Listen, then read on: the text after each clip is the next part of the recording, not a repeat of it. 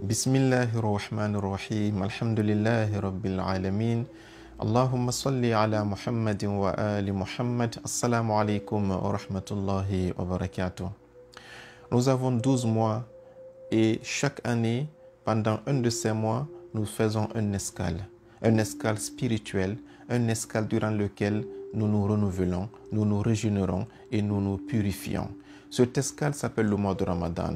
Mais pourquoi cette escale? Et que faut-il faire pour profiter à fond de cette escale afin qu'à la sortie de cette escale, que nous puissions traverser les 11 autres mois qui viendront avant le Ramadan prochain en étant armés avec une lumière très puissante, avec une foi très très forte, de sorte que nous pouvons défier et vaincre tous les défis de Satan durant les 11 autres mois, afin que nous puissions défier, disons, toutes les tentations négatives de ce bas monde, afin que le mois de Ramadan prochain nous trouve encore en forme, mais pas abattus, pas des cadavres spirituels. Voilà l'objectif de cette vidéo, Inch'Allah Ta'ala. Le mois de Ramadan est l'occasion pour nous recharger la batterie de notre foi, de notre piété, de notre spiritualité. Lorsqu'Allah subhanahu wa ta'ala a prescrit le mois de Ramadan, il a automatiquement donné la raison pour laquelle il a prescrit. Surat al-Baqarah, au verset 183, il dit Bismillahirrahmanirrahim. Ya ayyuhalladhina amanu kutiba alaykumus siyamu kama kutiba alal ladhina min qablikum la'allakum tattaqun. Ô vous les croyants, le jeûne vous a été prescrit, comme il fut prescrit à ceux qui vous ont précédés, la'allakum tattaqun, afin que vous puissiez avoir la piété. Voici la piété. C'est quoi la piété? La piété est cette clé sans laquelle aucun d'entre nous ne va accéder au paradis. La piété est la véritable clé du paradis. Lorsqu'Allah a décrit le paradis, il l'a tellement commenté, il a fini par dire U'iddat lil muttaqin. Tout ce que je décris ici, là, dans le Saint-Coran comme étant le paradis, est réservé uniquement et exclusivement pour les muttaqin, les gens qui sont dotés de la piété. Le Saint-Coran, c'est un livre qui est puissant. C'est la plus puissante des paroles d'Allah subhanahu wa ta'ala. Il est venu pour guider toute l'humanité, mais il dit, parmi l'humanité, seule une catégorie peut être touchée par le Saint-Coran. Bismillahirrahmanirrahim. Dhalika al-kitabu la rayba fi hudan.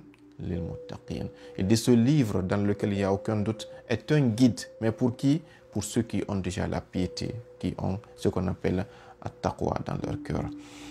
Allah nous dit dans le Saint-Coran que nous sommes des voyageurs. Tu nais, tu grandis, tu meurs, on t'enterre et tu traverses Barzakh, tu te réveilles à la résurrection et tu fais face au jugement. Qu'Allah fasse que nous soyons tous parmi les gens qui seront bénis et qui seront graciés par Allah subhanahu wa ta'ala.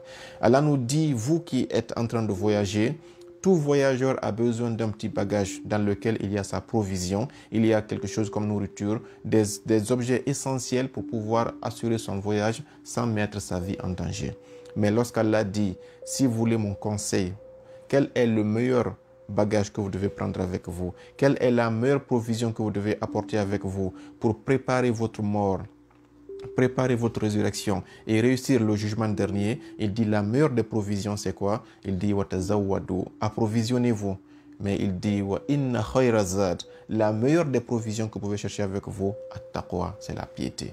Dans le Saint-Coran, un peu partout, c'est la piété qui revient. Et même quand il a dit qu'il nous a créé nous tous, il a dit ya ayyuhan nas, ô vous les hommes, inna khalaqnakum min dhakarin wa untha, nous avons créé d'un homme et d'une femme, wa ja'alnakum shu'uban wa qaba'ila, nous avons fait de vous des tribus et des races avec toute la diversité culturelle, la diversité civilisationnelle, la diversité ethnique, linguistique, tout ce qui existe. Il dit parmi vous tous, si vous voulez savoir qui je préfère moi Dieu, qui est meilleur parmi vous, il dit inna akramakum indallah, le meilleur parmi vous chez Dieu, atqakum, c'est celui-ci qui aura plus de piété que les autres. Donc ça veut dire que ici, le Coran nous dit que sans la piété, nous sommes rien. Sans la piété, l'enfer est garanti. Maintenant, il nous dit que le mois de Ramadan, il dit parmi toutes les adorations que je vous ai prescrites, le mois de Ramadan est la meilleure occasion pour vous pour recharger votre piété, pour pouvoir encore renouveler votre piété, la purifier, la rendre plus brillante parce qu'elle a été épuisée durant le voyage des 11 mois. Depuis la fin du mois de Ramadan passé, nous avons traversé beaucoup de hauts et de bas. Spirituellement parlant, nous avons péché, nous avons menti, nous avons fait la médisance, nous avons regardé ce qu'il ne faut pas regarder, nous avons écouté ce qu'il ne faut pas écouter, nous avons touché ce qu'il ne faut pas toucher, nous avons fait beaucoup de péchés.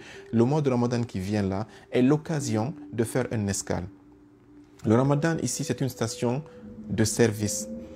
Quand vous voyez les courses de rallye, ceux qui suivent les courses de voiture, quand il fait le cycle et qu'il revient, il y a un temps où il vient s'arrêter dans une forme de petit hangar où des gens viennent changer les pneus, changer l'huile, frotter ceci, essuyer cela, faire l'entretien de la voiture afin que la voiture sorte aussi et reprendre aussi le cycle. Et quand il sera fatigué aussi, il reviendra aussi. Le Ramadan, c'est cette station-là. Pendant les 11 autres mois, on était en train de faire le circuit. On a ramassé beaucoup de péchés avec nous. On a fait beaucoup de bonnes choses. On a fait aussi, on n'est pas parfait, pas parce qu'on est en train de nous dénigrer, mais naturellement l'être humain étant imparfait, forcément nous avons péché. Et donc le mois de Ramadan est venu pour que nous fassions une pause, nous fassions une escale et que nous puissions nous laver de nos péchés, puissions nous préparer et être encore plus puissants, recharger l'eau que nous avons, recharger la nourriture que nous avons, recharger notre batterie afin que nous puissions aussi continuer.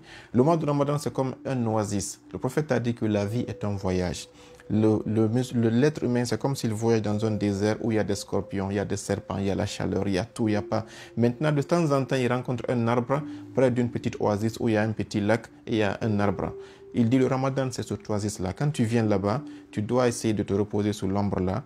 Tu dois essayer de puiser de cette eau, recharger ta gourde parce que si tu sors, c'est cette eau que tu as utilisée, que tu as pu puiser, que tu vas utiliser pour boire. Si tu n'as pas beaucoup utilisé, dès que tu sors, tu fais 1 km, 2 km, tu finiras par épuiser l'eau et puis le désert va t'avaler, la sécheresse va te tuer. Le mois de Ramadan est venu pour que tu charges tellement ta foi, tu charges tellement ta piété, tu charges tellement ta spiritualité que quelles que soient les tentations de Shaitan après la fin du mois de Ramadan, quelles que soient les tentations des mauvaises compagnies, quelles que soient les tentations de ce bas monde, que tu puisses avoir vraiment, ça c'est ce qu'on appelle la chaleur et les scorpions qui vont t'attendre dehors, que tu puisses avoir de la nourriture, que tu puisses avoir de l'eau pour que tu puisses ne pas tomber dans ça et que le Ramadan prochain te trouve que tu es en vie spirituellement, car beaucoup de personnes peuvent avoir seulement que 10% de batterie pendant le mois de Ramadan. Une fois qu'un mois ou 2 mois passent, quelquefois même une semaine qui passe, tu vois qu'ils ont recommencé encore dans les dancing, ils ont recommencé avec leurs copines, ils ont recommencé avec leurs actions passées. Ça veut dire que ces gens-là n'avaient même pas eu 10% de leur batterie et que le mois de Ramadan prochain, ils vont traverser les 11 autres mois étant des cadavres spirituels, qu'Allah nous en protège. Donc le mois de Ramadan est venu pour nous donner ce qu'on appelle cette recharge spirituelle. Donc le mois de Ramadan aussi est un stage. Quand on va dans un stage, on acquiert de nouvelles connaissances, on acquiert de nouvelles compétences, de sorte qu'à la fin du mois de Ramadan, on te donne ce qu'on appelle ton attestation pour dire que ta formation est terminée. Maintenant, tu es livré à toi-même pendant 11 mois sur le marché du travail. Le marché du travail, c'est quoi? C'est le marché de ce qu'on appelle les épreuves de Satan. C'est là que tu dois démontrer à Satan, quand il viendra te tester, que tu es un musulman bien aguerri, bien compétent, qui connaît bien, qui a maîtrisé ta leçon et qui est vraiment capable de te maîtriser face à toutes les tentations qui viendront.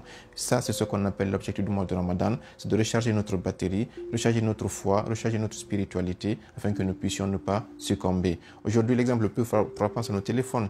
Le téléphone, quand il est déchargé et que tu as un appel important demain, si tu ne le charges pas et que l'appel là vient, c'est fini. Si tu avais, par exemple, besoin de te connecter pour suivre des cours à distance, si tu n'as pas chargé ton téléphone la nuit, tu ne peux pas suivre. Donc, tu perds tout. Celui donc qui ne profite pas de ce mois de Ramadan pour recharger sa batterie en foi, en spiritualité, c'est qu'il s'est trompé. Il va affronter les 11 autres mois étant complètement désarmé contre Satan, étant affaibli, et Satan qui est déjà attaché pendant ce mois de Ramadan et qui sera libéré à la fin du mois de Ramadan, sera un Satan comme une panthère affamée. Il va bondir sur les proies comme une bête féroce qui a été emprisonnée et qui meurt de faim et qui maintenant est libérée et qui va sauter sur la première proie qu'il va tomber. Si tu veux résister contre Satan, profite de ce mois de Ramadan. Dans la vidéo prochaine, Inch'Allah, on verra que le mois de Ramadan, pour profiter de ce mois de Ramadan, il ne s'agit pas seulement que de ne pas manger, de ne pas boire. L'essentiel, c'est d'éviter tous les péchés. Et car, comme le prophète nous dira dans la vidéo prochaine, il ne sert à rien de s'abstenir de manger et de boire alors que ton regard n'est pas en jeûne, tes oreilles ne sont pas en jeûne, ta langue n'est pas à jeûne, tes mains ne sont pas à jeûne. Il faudrait que ton esprit jeûne avant que ton corps ne jeûne. Si c'est le jeûne du corps tout simplement, c'est juste la faim et la soif que tu n'auras aucune récompense. Qu'Allah nous accorde les grâces qui sont dans ce béni mois de Ramadan, qu'il fasse que nous soyons parmi ceux qui seront affranchis de l'enfer, tous les défunts qui sont décédés avant aujourd'hui, qu'Allah leur pardonne, nous aussi qu'Allah nous accorde une bonne fin et qu'il nous accorde ce qu'on appelle le paradis al-Firdaus avec nos parents, avec nos amis, avec nos voisins, avec tous les musulmans du monde entier en compagnie des Ahlul Bayt alayhi salam, du prophète Muhammad sallallahu alayhi wa sallam. Wassalamu alaikum wa rahmatullahi ta'ala wa barakatuhu. Ramadan Mubarakun lakum.